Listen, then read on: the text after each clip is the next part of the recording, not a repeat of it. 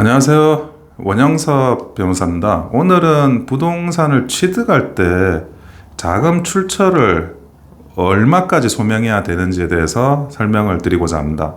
많은 분들이 이거 헷갈려 하시는 분들이 굉장히 많으신 것 같아요. 그러니까 부동산 같은 고가의 재산을 취득할 때는 자금 출처가 명확해야 되거든요.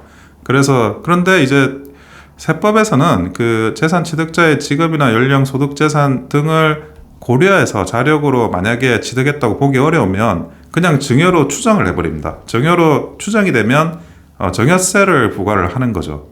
그래서 그 자금의 입증을 정확하게 이제 그 출처를 입증하는 문제가 이제 발생을 하는 거죠. 근데 미입증, 그러니까 입증이 안 된 금액이, 예를 들어 내가 부동산을 10억 주고 샀는데 입증이 안 된 금액이 20%, 2억이다.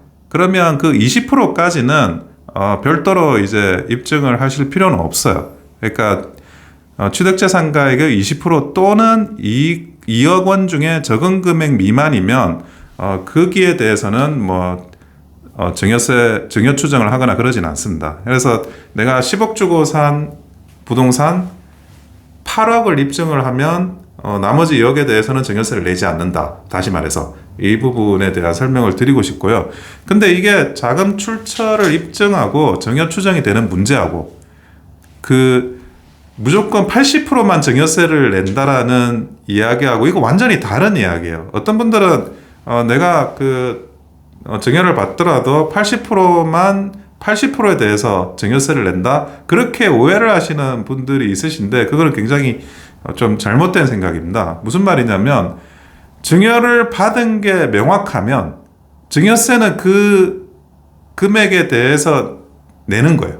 아까 제가 설명을 드렸죠. 10억짜리 건물을, 10억짜리 부동산을 증여받았어요. 증여받은 사실은 명확해요. 그러면 10억에 대해서 증여세를 내는 거지 8억에 대해서 증여세를 내는 건 아닙니다. 아까 제가 자금 출처를 증빙한다는 이야기는 80%까지 증빙을 하면 나머지 20%에 대해서 증빙을 요구하지 않는다라는 이야기죠. 그래서 어떤 분들은 증여를 받아놓고 마치 80%에 대해서만 증여세를 낸다 이렇게 생각하시는 분들이 계신데 그거는 절대 사실이 아니다 이런 말씀을 드리고, 어쨌든 그 세법상 적어도 이제 한 80%까지는 입증을 할 수 있도록 항상 그 부분에 대해서는 준비를 하셔야 돼요.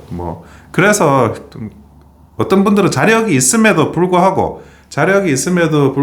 그 입증 문제, 자금 출처에 대한 입증 문제 때문에 은행에서 대출을 하는 경우도 있습니다. 은행에서 대출을 많게는 한 60% 정도 받는다? 그러면 10억짜리 부동산에 6억 원 이미 대출을 받았기 때문에 자금 출처가 입증이 된 거죠. 그리고 나서 2억 정도는 본인의 소득이라든지 사업소득이라든지 근로소득이라든지 그런 부분들에 대해서 또 입증을 하고, 그러면 또 2억만 남잖아요. 이 2억에 대해서는 미입증액이니까 그럼에도 불구하고 20% 이하 또는 2억 이하이기 때문에 그 입증을 요구받지 않는다 이렇게 되는 거죠. 그래서 다시 한번 반복해서 설명을 드리지만 입증 책임의 문제, 자금 출처에 대한 입증 책임의 문제를 정확하게 아시고 앞으로의 그런 자금 출처를 증빙을 구비하시기를 바랍니다. 이상 원영섭 변호사였습니다. 감사합니다.